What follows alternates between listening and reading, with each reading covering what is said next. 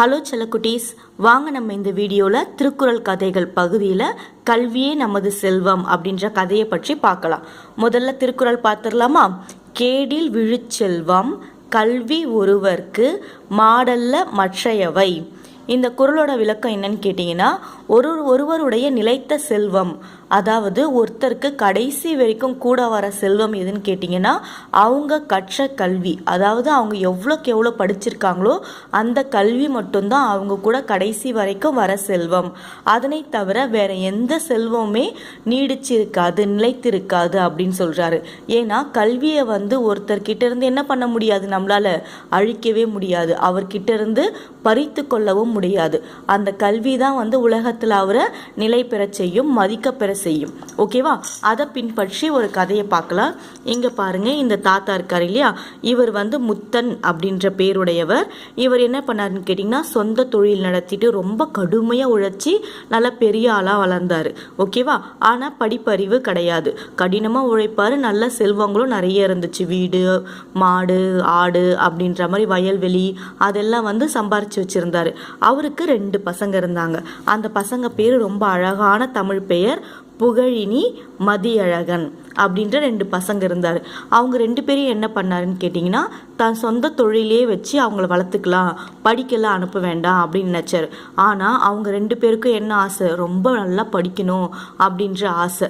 அதனால அவங்க அப்பா பேச்சை கேட்காம என்ன பண்ணாங்க, நல்லா படித்து பட்டம்லாம் வாங்கிட்டாங்க. அதே சமயத்தில் என்ன ஆச்சுன்னு கேட்டிங்கன்னா, இந்த பெரியவர் இருக்கார் இல்லையா, அவருக்கு படிப்பறிவு இல்லாததால் அவரால் கணக்கு வழக்குகள் எல்லாம் சரியாக கவனிக்க முடியல.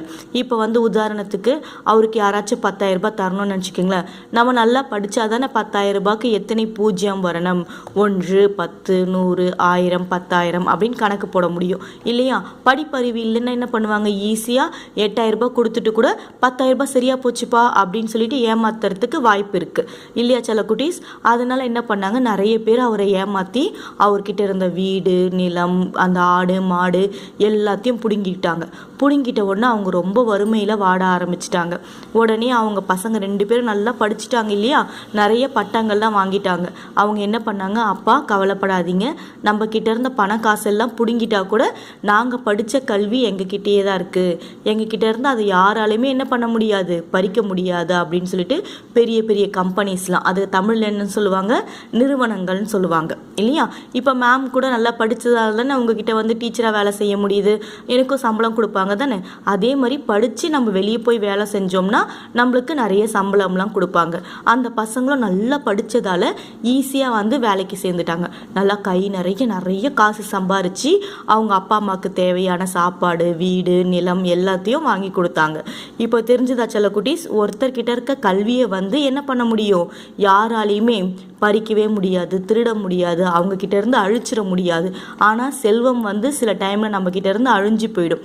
ஆனால் நம்ம படித்த கல்வி மூலயமா நம்மளுடைய அறிவை பயன்படுத்தி பலவாறு நம்மளால் சம்பாதிக்க முடியும். நல்ல வழியில், கெட்ட வழியில் எப்பவுமே சம்பாதிக்கக்கூடாது சரியா? அறிவார்ந்த முறையில் கண்டிப்பாக நம்மளால் நல்லா கை நிறைய சம்பாதிக்க முடியும். அதுக்கு முக்கிய காரணம் நம்ம படிக்கணும். படிக்கிறதுன்றது நல்ல மனப்பாடம் பண்ணி மார்க் வாங்குறது கிடையாது. எந்த ஒரு சின்ன விஷயத்தை படித்தாலும் அதை நம்ம என்ன பண்ணணும், நல்லா அறிவுபூர்வமாக உணர்ந்து அதனுடைய உள்கருத்தை நல்ல மனசில் வாங்கிக்கிட்டு அதன்படி நடக்கணும். ஓகேவா செல்லக்குட்டீஸ்? நீங்களும் எந்த பாடத்தை படித்தாலும் என்ன பண்ணணும், நல்லா அறிவாக படிக்கணும், நல்லா புரிஞ்சு படிக்கணும். நீங்களா பல கேள்விகள் கேட்டு அதிலிருந்து விடைகளை தெரிஞ்சிக்க முயலணும். அப்போ தான் அது ஒரு முழுமையான படிப்பாக இருக்கும். ஓகேவா செல்லக்குட்டீஸ்? இதே மாதிரி நீங்கள் திருக்குறள் வழியில் நடங்க, நல்லா வாழ்க்கையில் பெரிய ஆளாக உயருங்க.